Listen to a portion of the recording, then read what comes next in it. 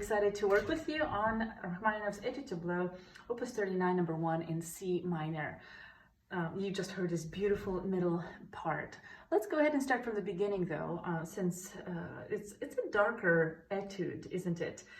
I love starting some of my recitals with it, especially if it's a darker recital with darker repertoire, and it works. It works if you feel, warmed up and that you can start your recital with it. Let's start with your the very beginning, the first measure, right? Of course, don't ever forget you're in C minor, but you rarely hear it in this throughout the entire prelude. It's just hinted at, right? Like you know this is not the tonic. It can't be, right? Because it's searching something else. So it's searching this beautiful plagal cadence. Although we never hear it, you should hear it in your heart. So don't let these chromaticisms kind of put you on the wrong path, because if you are not sure what key you're in, you will not know where this whole thing is going. And as you know, in Rachmaninov, it's incredibly important to know where each piece is going, where is the tochka, the point of the composition. All right, and this one, of course, is right here. This is the whole climax, right? Like bell towers falling down, and you hear these bells all over the place. And I love bringing the composition right there, right before the mysterious end. So now that I told you where it's going, let's go ahead and start it. So right hand.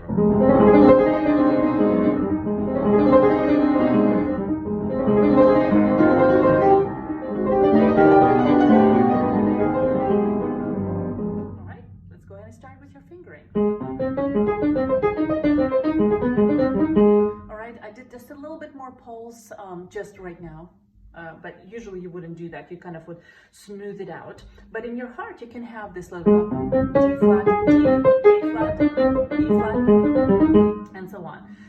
Non-legato, obviously, you can't play this legato. It's just going to weigh it down, and then your hand's going to be really tired, but you're just started. So you should not get tired until ever, okay?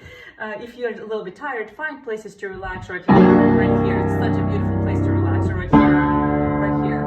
So all of these movements have a point, right? You just kind of relax. So all of these jumps, I love jumps because you get to relax your hand, right? Everything's so easy because you don't have a long time until you get to relax your hand. All right, let's go. So the right hand is done. Obviously, leave it somewhere, right? It's these waves. Left hand. But don't do this. That's not interesting. This is interesting, right? All of these little figures, where are they going? Mysterious.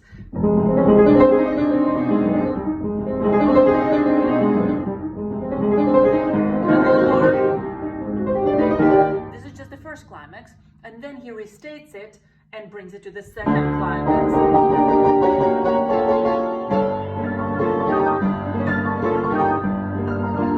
So just the tops. A, G, F, E, and D. And then echo over here. Don't do too much. I would, you can do this. But then over here, again, just relax your hand. Never try to, I don't know, just kind of by the way, there are like some trembles over there, right? But make sure to give us the melody, otherwise it's gonna be like a mess. Okay, and then you bring it to G minor, right? Let's go ahead and start right there, where he brings it to D major from this G minor. How he does it? Brilliantly, of course. And give us a little bit more volume over here, because you have to do a diminuendo, right? To the right here. So again, same. Give us with each change of harmony a little bit of a surprise. Prepare us a little bit. I slowed it down. I have no idea why. Such a beautiful change. I feel like I didn't maybe mezzo forte forte would be the right thing, then mezzo piano, then pianissimo, and bring it over here if you need to kind of terrace your dynamics.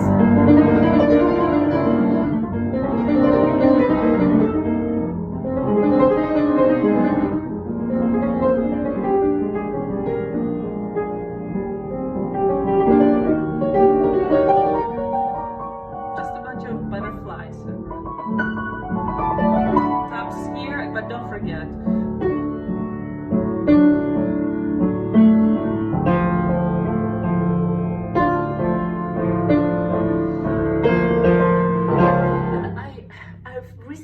Have been enjoying bringing everything to this really beautiful, unclear key of maybe it's a B flat minor with D flat major all together. I don't know, but it's this one, right? So it's, but by making it a 6, it's really almost this D flat major-y type of color. I don't know, to me it sounds like that. So I've been enjoying bringing the whole middle section to here, okay? So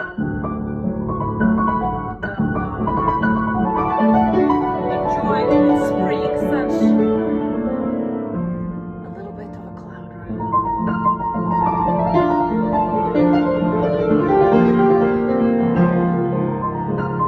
Ripples.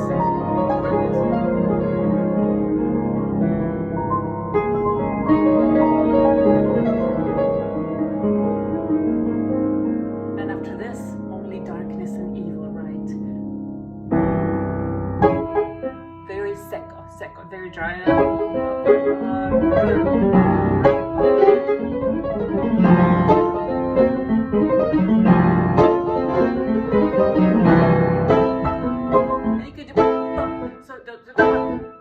You could do it like that, but I prefer just giving a little bit of anticipation, just a little chromatic scale. Follow it all the way down.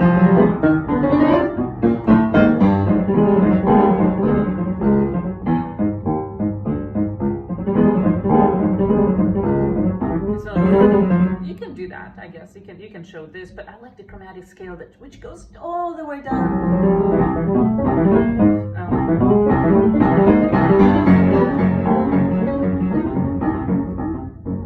You can hear no pedal, secco, because it's in contrast with what's coming. Right here, that's when you start build it up.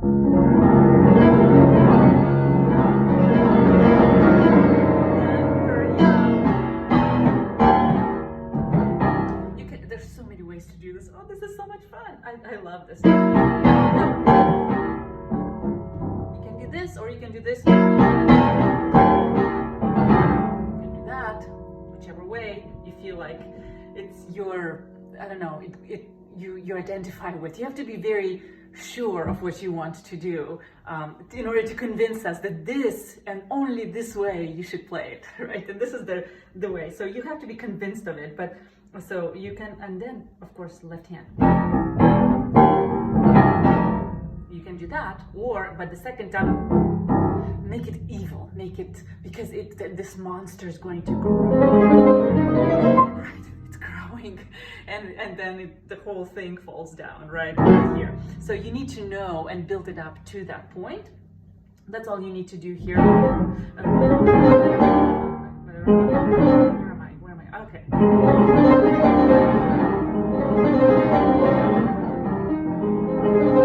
Did it too much, but you get the point, okay? And the second time where it comes in, you can do that, or you don't have to do the ossia, but I like it. And then the monster's growing. And I like these little, once in a while, just to give us a little bit of a melody, just a tiny bit of a leading, in order for us to grab on to something, because there's so many of these figures, this chromaticism, this unease, and again we're still here. This is where it starts. So Rachmaninov, but don't forget you are going to come to C minor, just through a lot of trial, right? So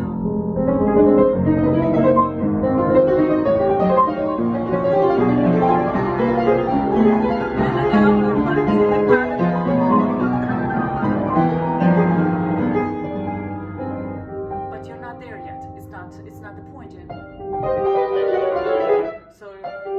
continue searching, and then finally when you get to this, okay, you can do that, or you can do this, whichever way is going to be heard.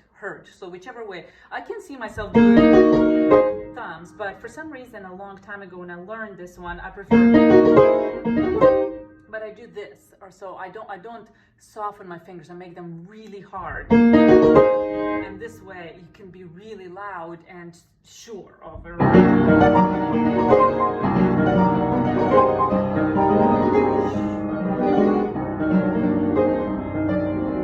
And then just little fires here and there, right? And until it's all comes down.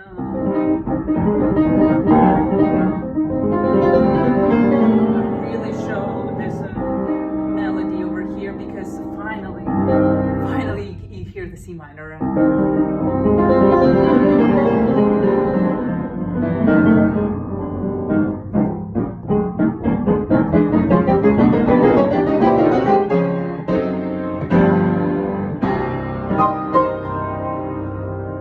Such a great feeling when you finish this one, right? So these are fine, just stops over here, not too much.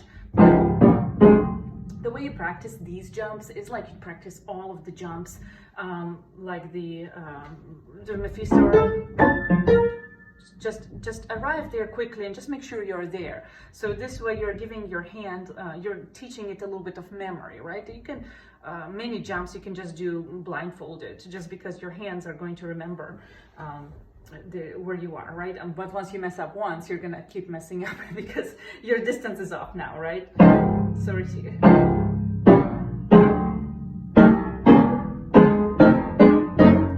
but and this triplet. So don't rush here, and you can even give us a little bit of anticipation, and finally we are in C minor.